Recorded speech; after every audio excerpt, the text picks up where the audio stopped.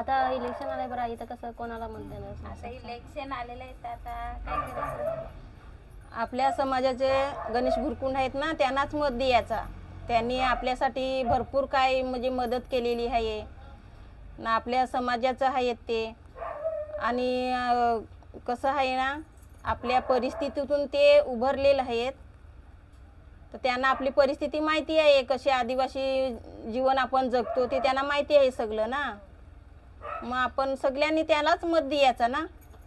बाहेरची लोक आदिवासी समाजाचे आहेत येतात, तर त्यांनाच आपण मत मतदान देऊ. द्यायचा. बाहेरची लोक बाहेरचे येतात ना, दाराशी येतात, हातपाय जोडतात, आम्हाला इलेक्शन करा, या देऊ त्या देऊ, पण कोण परत वळून बघत आपल्याला नाही. वळून बघत नाही ती लोक. काय केलंय काय काय नाही. नाही. जेव्हा इलेक्शन येईल तेव्हा तेव्हाच येतील, असं येतील. करू तसा हा. करू, मग या कोण सुधरवून कोणाचं देऊ नाही. त्या सुधरवून देऊ, नंतर काहीच नाही बघत. एकदा वोटिंग झाला का वळून बघायचं बघायचं नाही. नाही. काही इकडं काही सुधारणा आहे का आहे का तिकडं नाही काय नाही. तर आता आपल्या समाजाचे आता आदिवासी नवीन- समाजाचे गणेश बुरकुंड ते आहेत, मग त्यांना हा. देऊ आपण.